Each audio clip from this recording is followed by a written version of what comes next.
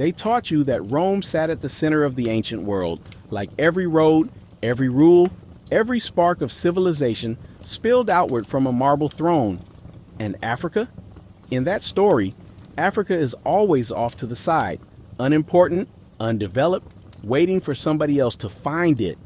Funny, because before Rome ever got to call itself eternal, an African city made it spill blood.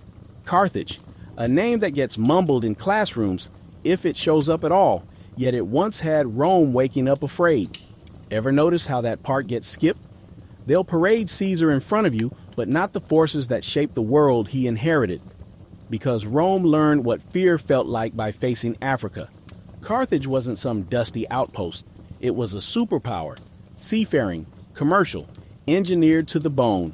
An African-led civilization perched on the Mediterranean in what's now Tunisia. And that detail, African city, is exactly what makes the Europe-birthed civilization storylines start peeling like old paint. Before Rome could dominate, Carthage already knew how the game worked. Their ships could outmaneuver Roman fleets. Their harbors were so sophisticated that modern planners still study their design. Their merchants moved gold, glass, grain, goods crossing 3 continents like it was routine. At the center were the Punic, people shaped by both Africa and Phoenicia, children of land and sea. Their reach spread across North Africa, Spain, and Mediterranean islands. In every way that mattered, it was a black empire. And when the winners hold the pen, power gets bleached. That's why most people only meet Carthage through Roman rage. The Punic Wars, they say, like it was just a normal set of battles. No, it was a long, grinding campaign of envy and annihilation, because Rome couldn't stand the idea of Africa winning, and then it gets even wilder.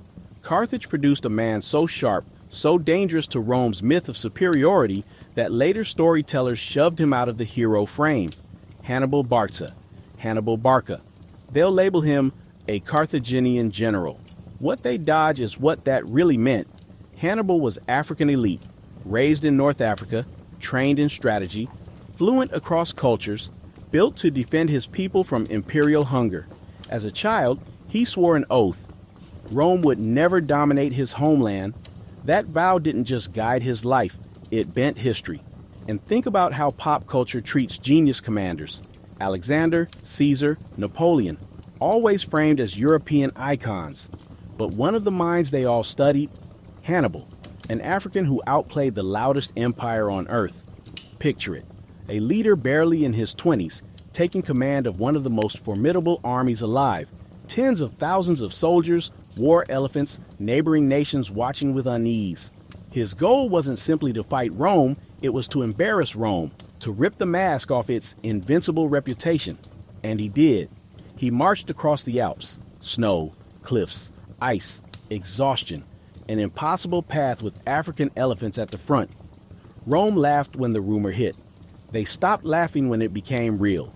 Imagine standing on your own soil and seeing a black general descend from the mountains with beasts you've never seen, troops moving like one machine, and Roman confidence turning to panic. That isn't just warfare. That's psychological warfare. And they rarely tell you how advanced Hannibal's mind was, how he read terrain like language, how he used silence, feints, timing, shadows, how he turned Rome's rigid discipline into a trap. He was ahead of his era by centuries. Military academies still study him. Cannae, where he surrounded and crushed a Roman force far larger than his, remains one of the most famous maneuvers in history.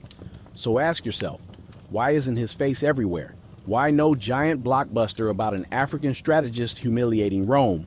You already know. A black man defeating Rome doesn't fit the official story. Rome had to look untouchable. Africa had to look lesser. So Hannibal's wins got buried under Latin propaganda, and when erasing him didn't fully work, they reshaped him, softened features, altered depictions, shifted skin tones in statues and paintings. The same trick pulled on other figures people argue over, anything to keep the image of power looking a certain way. Imagine being that good and watching history file you down. Imagine terrifying the greatest empire alive, then having your descendants taught Caesar's name like gospel while yours gets a passing sentence. That isn't a mistake. That's strategy. That's engineered forgetting. Still, Carthage sits underneath the story like bedrock. Its harbor stones still whisper. Its ruins still remember the era when Africa wasn't just surviving, it was setting the pace. And here's the part they don't teach you. Rome didn't win because it was stronger. Rome won because it controlled the story better, rewrote, repainted, rebranded African brilliance into a Roman myth. So here's the real question. If Hannibal could outthink Rome on the battlefield, what made Rome powerful enough to erase him off the battlefield? Out of memory, out of pride, out of the spotlight. Because if they can bury a mind like that, what else did they stack under the rubble of Western civilization? Pull back for a second. If you think Carthage is just a dusty textbook label, you're missing what it really was. This wasn't a forgotten port. This was the pulse of ancient Africa, a global force whose brilliance rattled the entire Mediterranean. And once Rome realized it couldn't outmatch that brilliance directly, it reached for something else. The rewrite. That's how history hides, not by deleting every trace, but by twisting what remains. Keep the ruins, swap the meaning, leave a skeleton, steal the soul. So ask yourself, how does a city that rivaled Rome get shoved into the shadows? How does the man who almost halted Roman expansion get reduced to a trivia question? Easy, because Rome didn't just defeat Carthage with armies. It crushed Carthage with narrative. Most people don't hear what happened after the Third Punic War when Rome finally overpowered Carthage. They didn't just win, they leveled the city. For days and days, flames climbed so high sailors could spot the glow from miles out. And then comes the part that rarely gets printed the same way, the symbolic cruelty. Ruin so complete it feels like a warning carved into the earth. The message wasn't only, "We conquered you," it was, "Let this be the end of your greatness." But the real violence showed up later, in scrolls, retellings, classroom framing. Roman writers like Livy and Polybius didn't write like neutral witnesses. They wrote like architects building a myth. They branded Carthage barbaric. They painted Hannibal as a ruthless menace. They described his forces as savages, mercenaries, dishonorable. Sound familiar? It's the same vocabulary later empires recycled when they wanted Africa to look smaller than it was. That's the hidden pipeline. Propaganda that didn't start with colonialism or slavery, it was already running centuries earlier. When Rome took Africa's greatest rival and turned it into a cautionary villain, it planted the seed of the inferior Africa lie that still grows in modern soil. And Carthage didn't come out of nowhere. It rose from a fusion of African knowledge and Phoenician connection. Traders, astronomers, engineers, people mapping sea and sky before Rome even had a real navy to brag about. Metallurgy, agriculture, architecture, systems stacked on systems. Carthage built like a city that expected the world to come to it and designed itself accordingly. Not because it was scared, but because it thought in dimensions Rome didn't even recognize yet. Now zoom in on the harbor, because this isn't myth, it's engineering. A near-perfect circular complex carved from stone, an outer ring for commerce, an inner ring for warships, docks, storage, supply channels, hidden access, urban planning with strategy baked into the layout. When European archaeologists later uncovered pieces of it, they were stunned because it didn't match the story they were used to repeating. Africa wasn't supposed to look that advanced, and notice how discoveries like that rarely get treated like headlines. When something incredible is found in Africa, it gets labeled mysterious. When the same level of achievement shows up in Europe, it's labeled genius. That's bias hiding in daylight. It isn't only what they say, it's what they casually don't say. Carthage also experimented early with complex governance, trade-driven systems, courts, councils, elected officials, long before Rome perfected its own version. Even Aristotle pointed to Carthage as having one of the best governments of its era. Let that land for a second. The father of Western philosophy, praising an African system, yet somehow that line doesn't survive into most people's world history class. Because Carthage wasn't just powerful, it was an example Rome feared. Carthage proved Africa didn't need Europe to define civilization. It showed black and brown people could build, innovate, and dominate without being saved. That kind of proof is dangerous if your empire depends on everyone believing the opposite.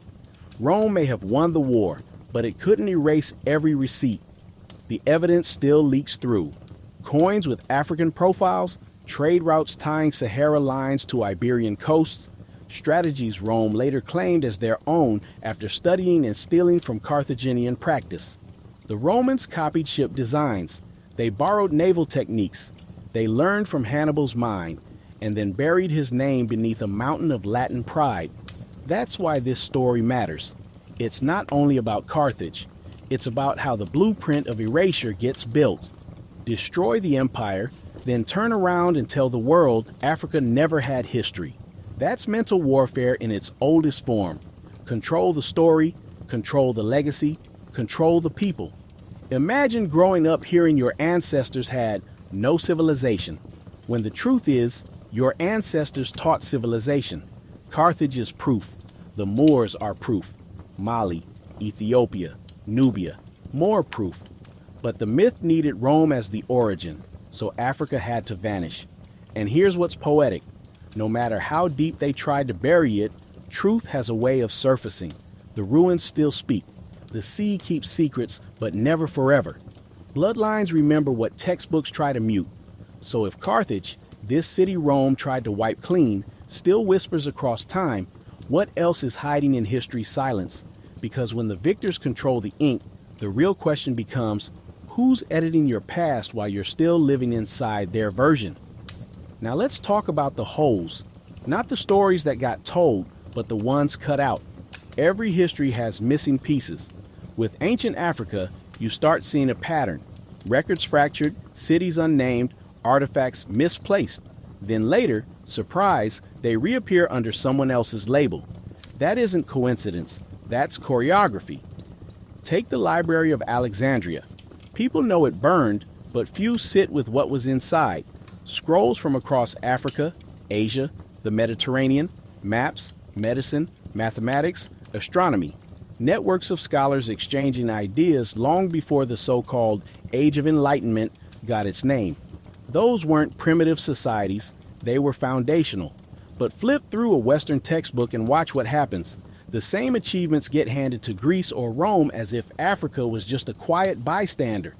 And after Alexandria fell, manuscripts were translated, renamed, reframed, ideas traveling forward under new signatures. That's not just influence, that's historical laundering. The content survives, the credit disappears. Now picture being a student centuries later in Rome, Athens, Paris, taught that civilization begins with your ancestors. You absorb it so deeply that when proof shows up, your mind rejects it automatically. That's how narrative conditioning becomes a reflex. That's exactly what happened with Carthage. Rome didn't just destroy the city, it destroyed the context around it. Later digs showed artifacts quietly shipped to European museums, relabeled, tucked away, sealed behind private doors. When sculpted faces looked distinctly African, when tools showed high-level craft, it didn't fit the script. So instead of asking new questions, they created new categories. Anything to avoid the simplest answer. Africans built African greatness. And the saddest twist? Under colonial systems, even African scholars were pressured to teach within the same framework. Imagine being trained to deny your own lineage just to pass the test.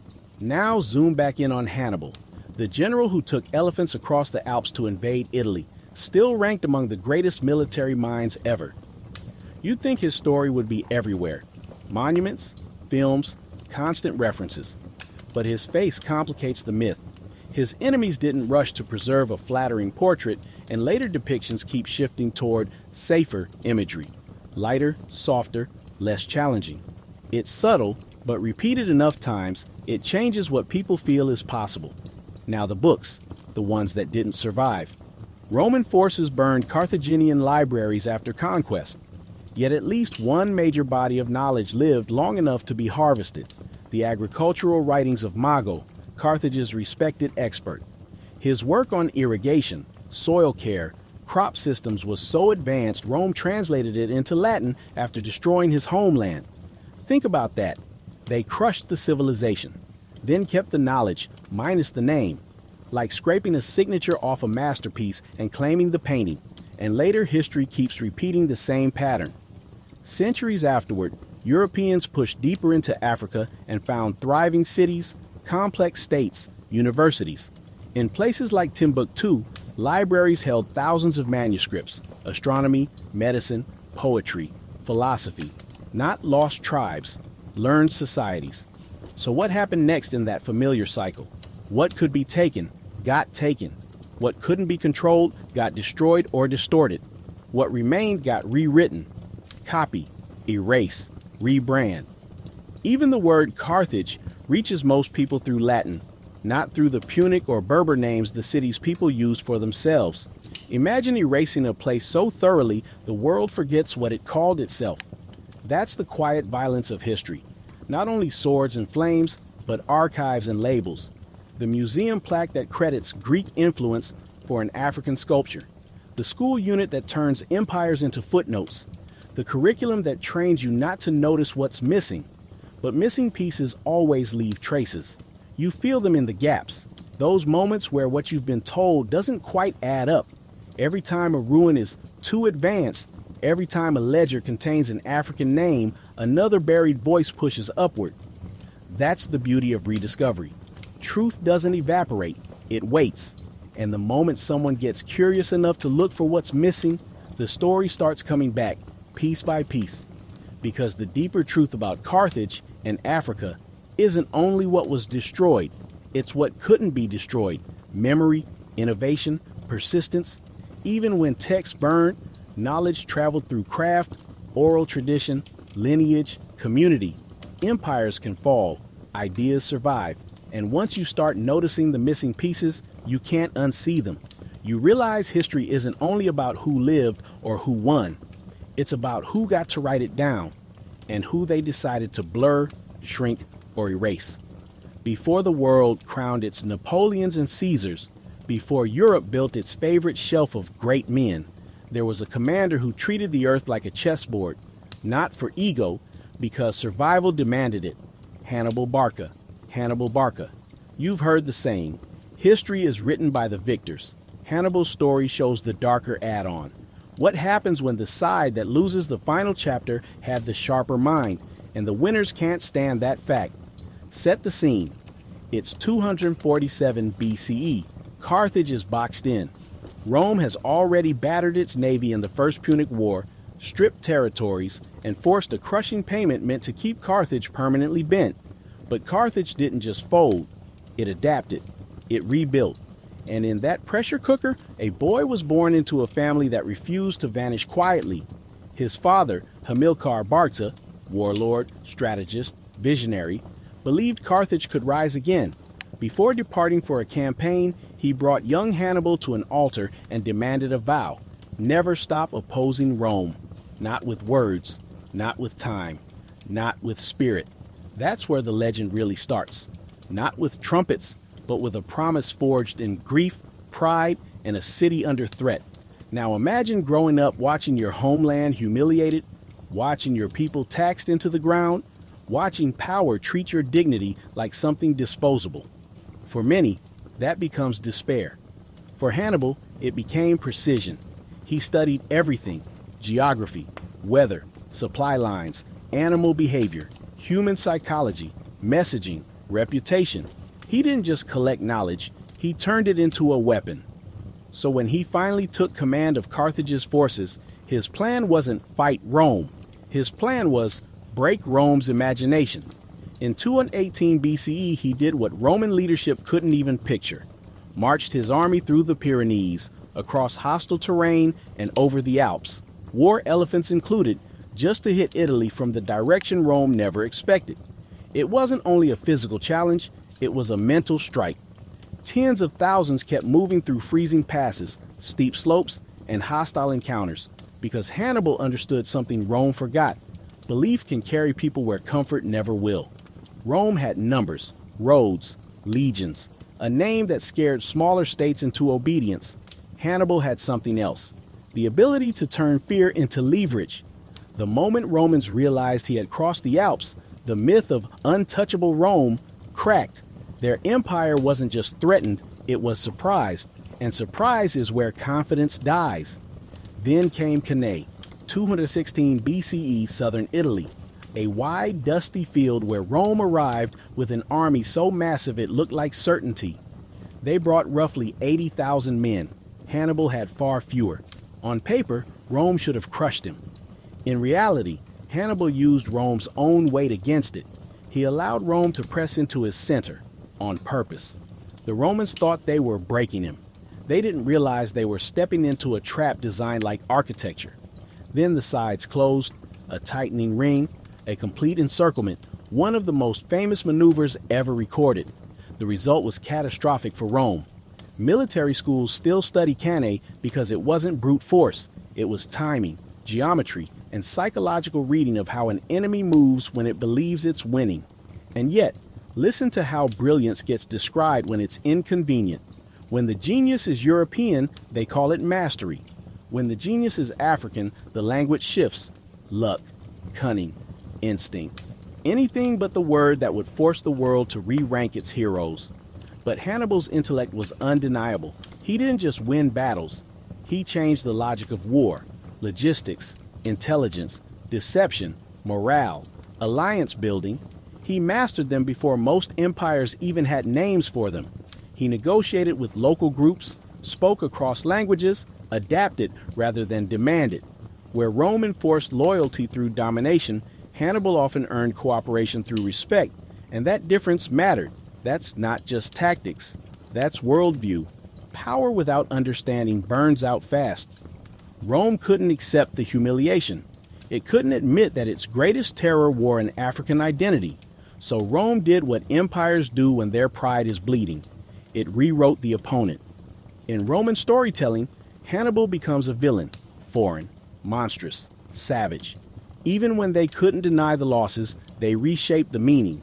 His victories become accidents, tricks, dishonor, anything that keeps Rome's superiority intact. And when Rome couldn't defeat him cleanly in the field, it fought him elsewhere. Politics, supply lines, bribed allies, starved reinforcements. Rome learned from Hannibal, just not his code. Eventually, Carthage recalled him, not only out of pride, but out of fear. His success made him too powerful, too famous, too threatening, even to the leaders who benefited from his protection.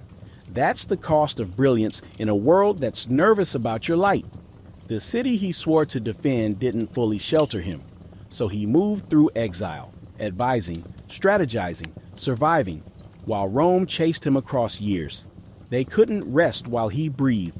He had damaged their confidence, and empires hate living reminders of vulnerability. And when the net finally tightened, he refused to become their trophy. He chose his own ending rather than be dragged through Roman streets as a symbol of their victory.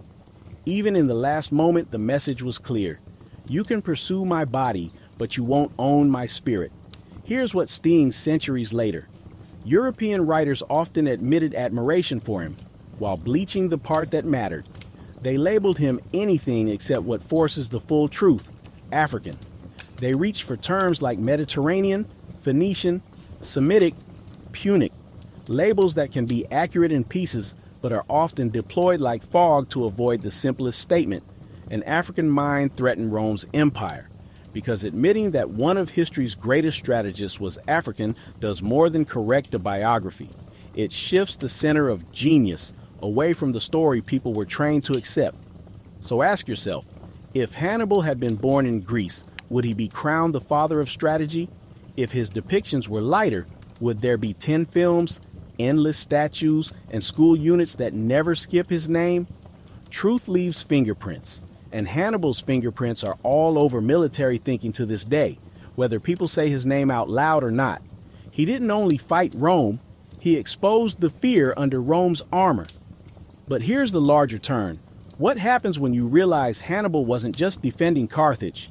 He was a signal flare for Africa's intellectual power, because before Greece got framed as the beginning, before Rome got framed as the blueprint, Africa had empires.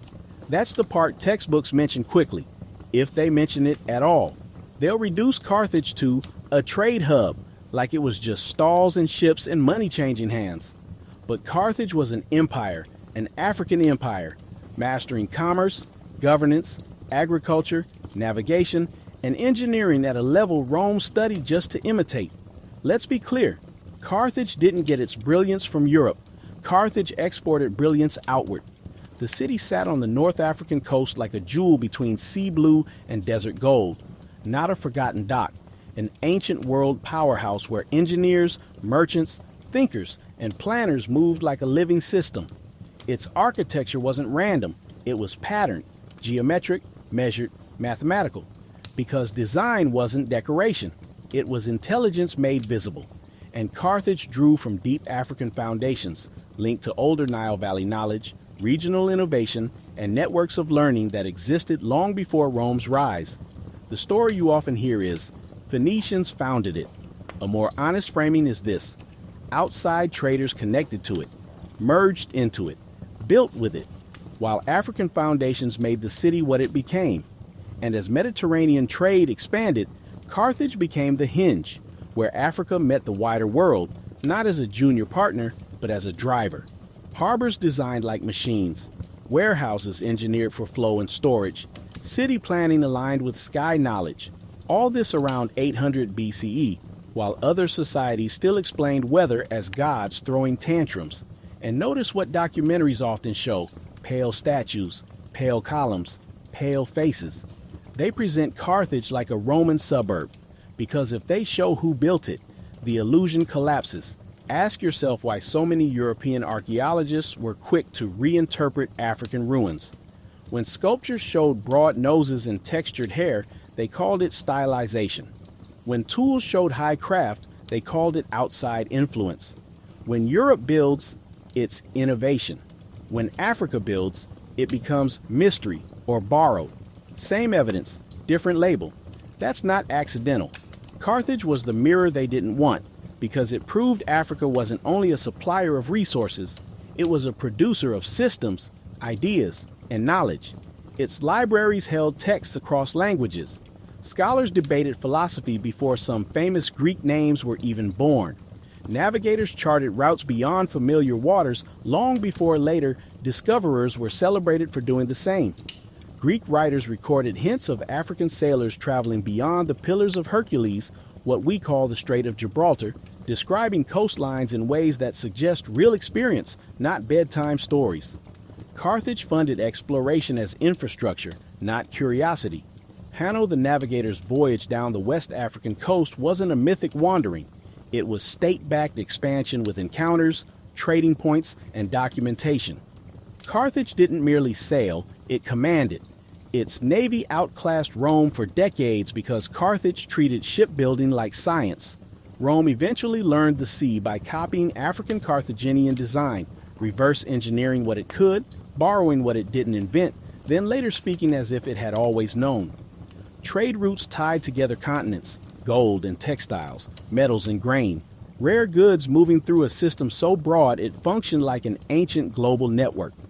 So when Rome destroyed Carthage in 146 BCE, it wasn't only burning stone, it was burning a memory that threatened the myth Rome wanted to export. Every building torn down, people enslaved, records destroyed. The point wasn't strategy alone, it was terror, a warning. Let no rival rise here again. Then Rome rebuilt the narrative on top of the ashes.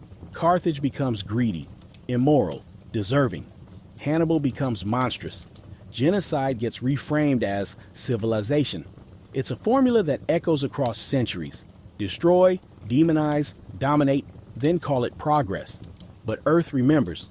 Buried docks, coins, inscriptions, ruins that refuse to cooperate with the official script.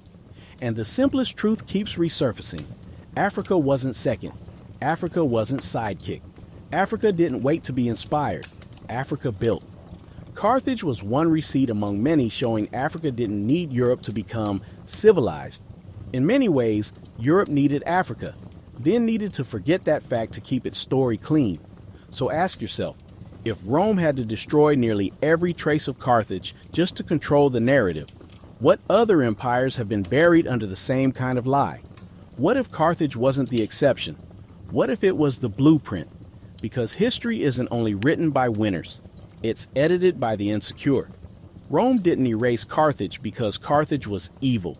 Rome erased Carthage because Carthage was proof that Africa didn't need saving, proof that Africa had already been building, governing, innovating on its own terms. And that kind of proof is what threatens empires.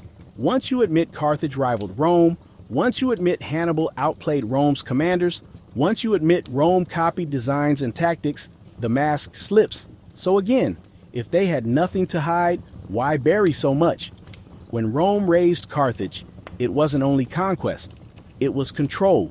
Burn the libraries, scatter scholars, break the people, then launch a story campaign so strong it lasts millennia. Maps redrawn, reports repackaged. Carthage turned into a villain, barbaric, corrupt, deserving. The empire didn't just steal land, it stole meaning. And even in Rome's insults, you can feel the panic underneath because Rome knew how close it came to collapse. Hannibal's march with elephants through snow wasn't a gimmick, it was a message. The impossible is negotiable if your mind refuses to accept Rome's limits. His army wasn't a faceless mob. It was a coalition. North African forces, Iberian allies, riders, soldiers from different homelands, people who weren't fighting to enrich Rome, but to resist it. And Rome couldn't stand the optics. An African commander walking into Europe and dismantling legions with strategy so clean it still gets studied today. So the battles stayed, because you can't erase a battlefield that reshaped history, but the man got rewritten. Over centuries, depictions shifted, origins blurred, labels swapped, Punic used like a curtain, Canaanite used like a detour, anything to keep people from saying the uncomfortable sentence out loud. Because if Hannibal is fully recognized as African, then Western superiority stops looking natural and starts looking constructed. And the manipulation didn't end with Rome. Later powers inherited Rome's methods, religious institutions, dynasties, cultural gatekeepers, learning how to repaint heroes, recolor saints, and sanitize anything that connected Africa to authority.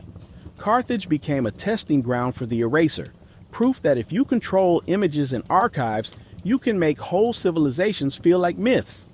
When 19th and 20th century excavations resurfaced Carthage, the same game returned. African artifacts credited to Eastern influence. Carthage framed as a Phoenician extension, anything to keep African genius from standing on its own. You've seen the pattern. When Africa builds something great, they rush to claim it came from somewhere else. When Europe copies it, it becomes advancement. That's not a coincidence. That's programming. Because controlling the image controls the imagination, and controlling imagination controls identity. Rome didn't just conquer land, it conquered how the world would talk about that land. And when Europe revived Rome's aesthetic centuries later, it didn't revive the truth, it revived the myth. Rome gets crowned as civilization reborn, and Africa gets cast as its shadow. That false contrast becomes the backbone for later hierarchies used to justify theft, slavery, colonization, built on a story machine older than most people realize. But here's the irony. Rome built monuments to itself, yet Carthage built legacies that keep leaking through the cracks. You can burn libraries, but you can't fully burn memory. You can't fully erase lineage. You can't fully silence what's embedded in people, craft, culture, and continuities. And when African knowledge surged into Europe again in the later centuries, through scholars, builders, medicine, mathematics, ask yourself where that flame traces back to. Sparks don't appear from nowhere. So yes, the story got altered, but the truth didn't die. And the same rewrite model that Rome used, you can still see it today. Different tools, same goal.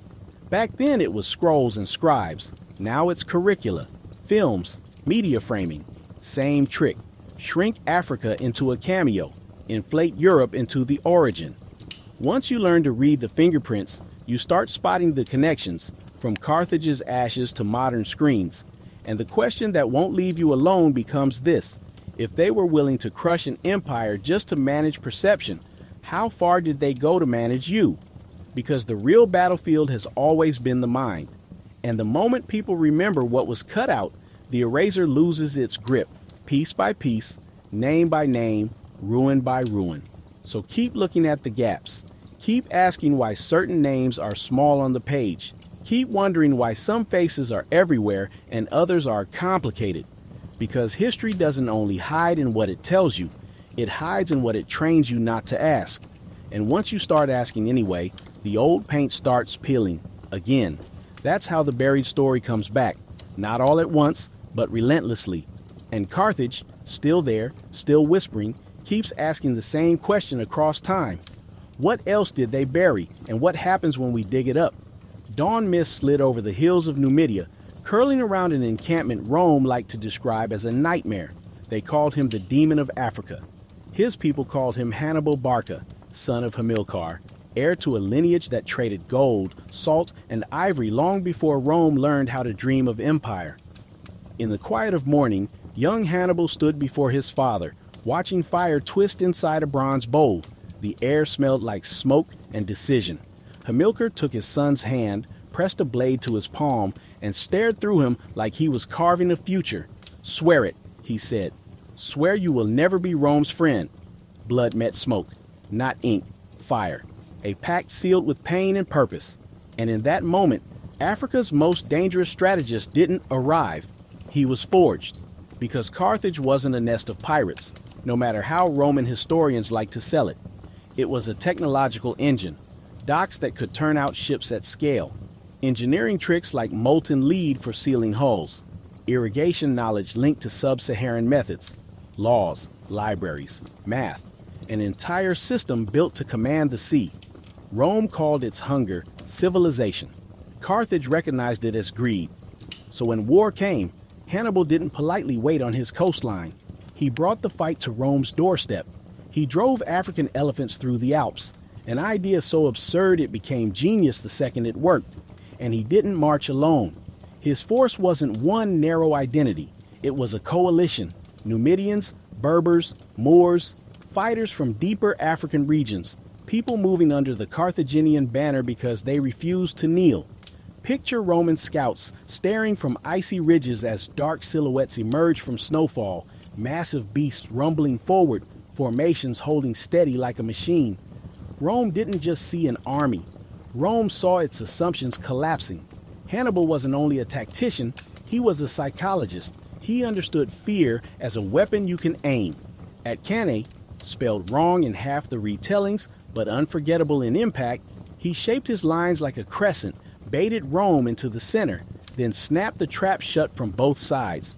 Tens of thousands fell in a single day, not by luck, by design, by mastery, by African genius. And when the story got rewritten, Rome didn't label him a mastermind. They labeled him a monster. Carthage's African identity got blurred. Its achievements got bleached. Its archives got burned. After the final war, Rome salted the ground in symbolism, trying to make a city's future as dead as its past. But what if not everything vanished? What if pieces survived, carried across time by sailors who went farther than later historians want to admit, leaving traces in places that don't fit the official map? Carthage burned, but the fire didn't go out. It moved. You ever notice how people say the classical world, like Greece and Rome, invented everything? Funny, because while Europe was still arguing over philosophy with wax tablets, Africa was building cities, charting skies, and encoding knowledge into stone and papyrus. Carthage wasn't an exception. It was a mirror, reflecting a continent that had been shaping human progress for millennia. Start with navigation. Long before Columbus got turned into a mascot, African sailors understood currents, winds, and stars as a working science. Knowledge tested, refined, and passed down. Hanno the Navigator, centuries before Rome finished Carthage, traveled down the West African coast, setting trade points, documenting encounters, mapping routes with the backing of a senate. That isn't myth. That's infrastructure. And the knowledge didn't disappear. It spread through apprenticeship, oral instruction, diaspora, practice. Not every civilization stores its memory in paper alone, math too. Africa wasn't counting with sticks. Nile Valley thinkers pushed geometry and early algebra. Carthage applied those principles to engineering, commerce, and strategy. Rome copied. Europe later congratulated itself. That's the twist. The blueprint travels south to north, but the credit moves north to north. Medicine, chemistry, astronomy, architecture, philosophy, disciplines flowing from African minds, then resurfacing later under other banners. Libraries like Alexandria and Carthage held texts that tracked centuries of scientific work. Some remedies described there line up with what modern research is still exploring. Precision didn't belong to one continent, so ask yourself why African contributions keep showing up as side notes in mainstream textbooks.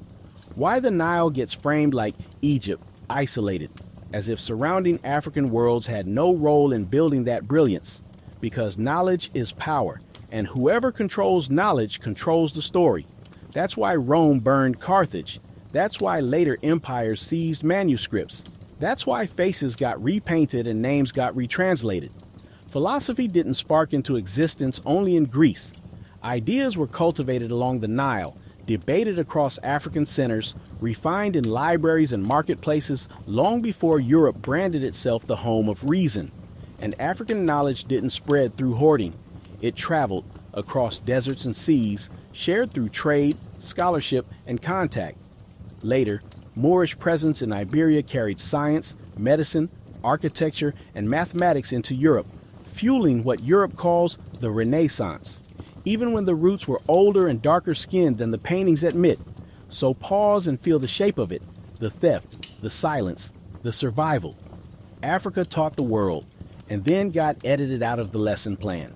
If Africa was ahead in navigation, math, and philosophy, why do so many people still talk like civilization began in Europe? And if Africa's knowledge was taken, how much power got taken with it? Now let's talk about the rulers Europe loves to repaint. Pharaohs, regal, crowned, commanding armies, building structures that still confuse engineers. Names you think you know: Cleopatra, Akhenaten, Ramses. But the version people get handed often scrubs the African reality. Look at murals, carvings, sculpture traditions, features that don't match the pale royalty fantasy. And yet textbooks keep lightening the faces, because image preserves power. Change the image and you change what people believe is possible. These weren't minor figures. They were administrators, warriors, mathematicians, astronomers, leaders of systems older than Rome and older than Greece's golden branding. Think of Kushite and Nubian rulers, dynasties tied to the Nile's continuity, expanding influence, building monuments, defending cities, sustaining economies that required real planning, not fairy tales. And spiritual authority mattered too. Ethiopian priests, Nubian mystics, Carthaginian scholars, teachers, and guides whose moral frameworks shaped societies. Later institutions borrowed and filtered those ideas, then acted like they were born somewhere else. Rome and later powers didn't just fight armies. They fought memory, removing statues, reframing reigns, shrinking African leadership into foreign interruption. Even Cleopatra, constantly recast as Greek first, gets used as a screen to avoid Africa's continuity. However mixed her lineage debates get, the land, the culture, the political reality were African, and the erasure games around her image are loud if you know how to look. The point isn't a single phenotype argument. The point is the pattern. Whenever African power threatens the myth, the story gets repainted. Evidence doesn't cooperate with the edits forever. Bones, artifacts, inscriptions, oral histories, they keep pushing the truth back into view. So if the architects of early statecraft and sacred tradition were tied deeply to Africa, what does that do to the version of history that says greatness was never yours? Now picture Europe in the 8th century, fractured, cold, stumbling. Rome's old glow had dimmed. People later named it the Dark Ages. Dark for who?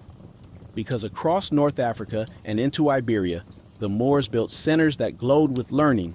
Scholars, engineers, doctors, mathematicians, navigators. They crossed the Strait of Gibraltar and brought books, instruments, maps, blueprints. Cities like Cordoba and Granada became symbols of light. Libraries stacked with manuscripts, learning treated like public infrastructure.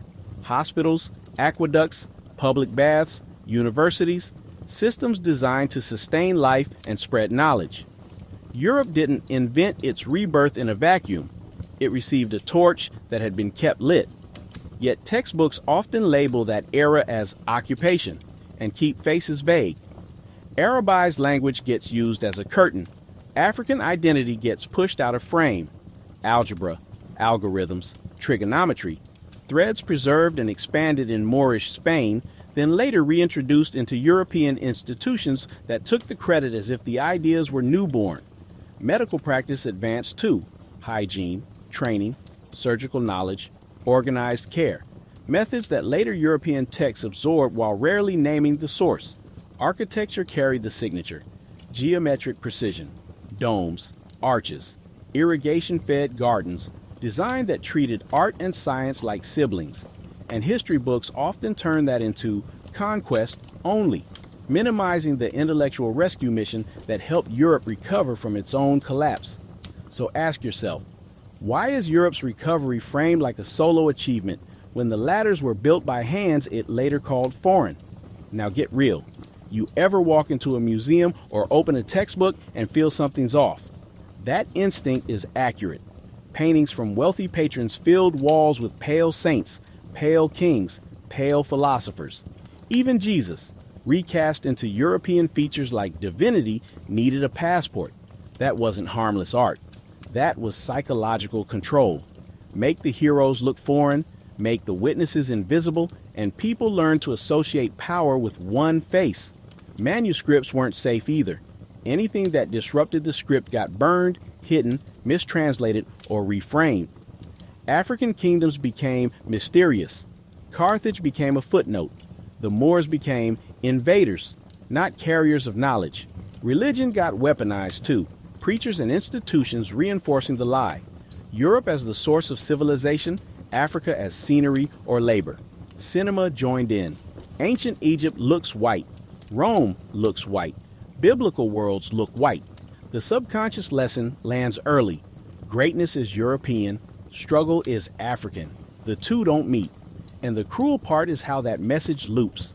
People internalize it. Kids grow up memorizing false lineages and discoveries, polished to keep Africa in the background. But the evidence never fully disappears. Ruins, coins, manuscripts, bronzes, chronicles, receipts that keep whispering. Now the Columbus myth. They teach it like he crossed an empty ocean and found a blank world.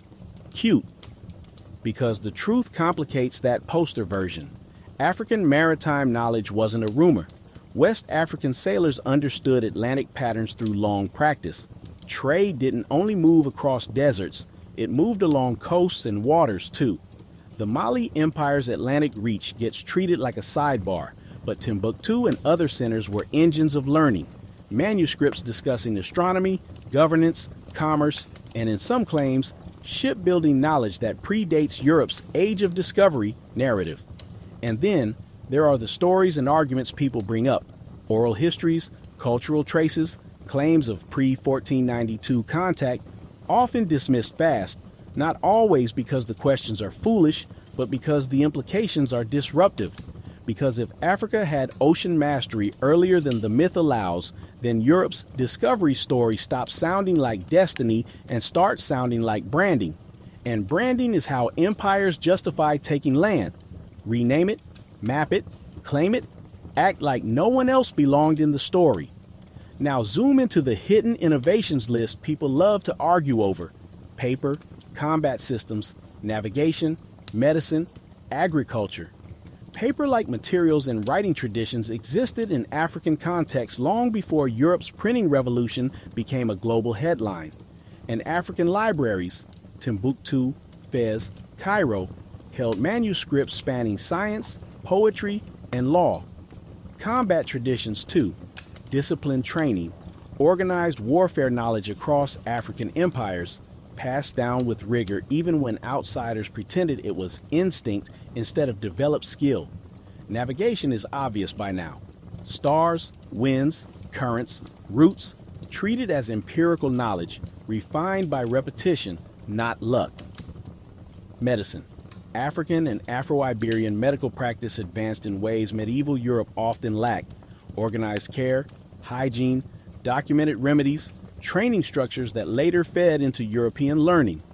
Agriculture carried genius too: crop systems, irrigation methods, cultivation knowledge. And when Europeans arrived in new lands, African expertise, often forced through enslaved labor, became part of how colonies survived, even when credit was never given. That's the pattern: stolen method, stolen system, stolen credit. And then the world gets taught that Africa only contributed occasionally instead of building foundations repeatedly. Now step into the sacred, because the rewrite didn't stop at politics or science. It touched faith. Ethiopia holds one of the oldest continuous Christian traditions, with a biblical canon that differs from many Western canons, texts included there that others removed or sidelined. And that fact alone disrupts the neat story that faith's center of gravity was always European. Christianity didn't begin in Europe, and early African kingdoms and scholars mattered more than most people are taught.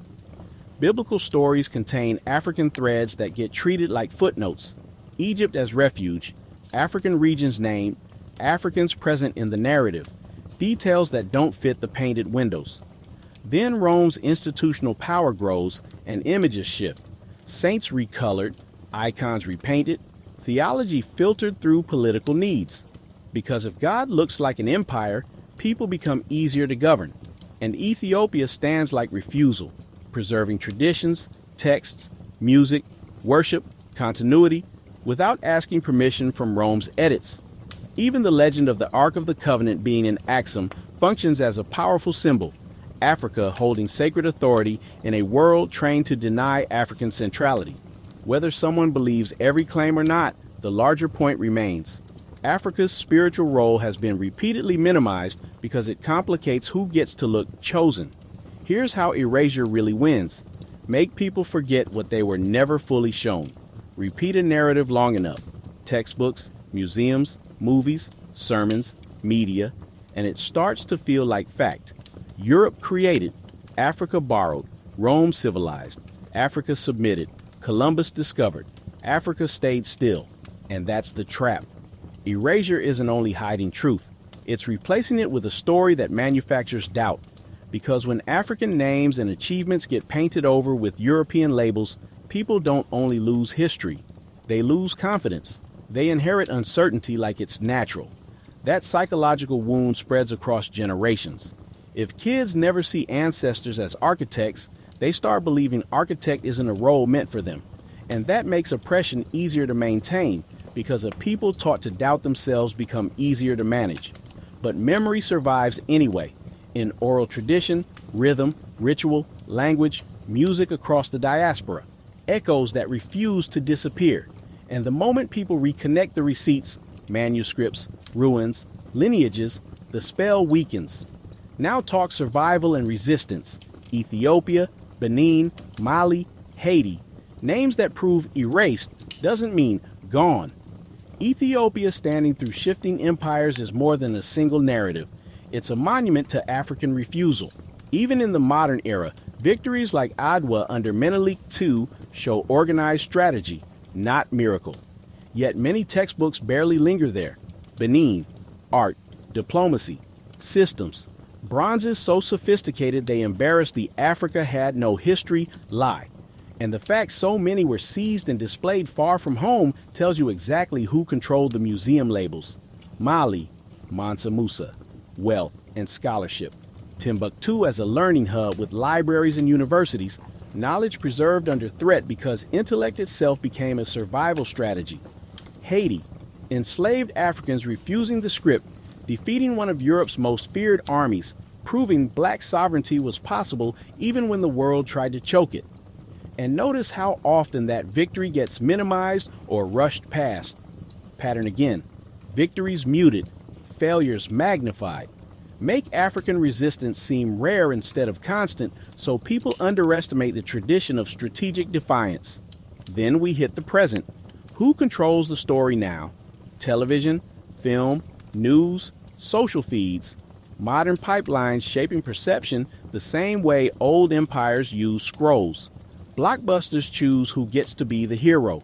Casting choices decide which faces belong in greatness. And repeated enough, the brain accepts the pattern as reality.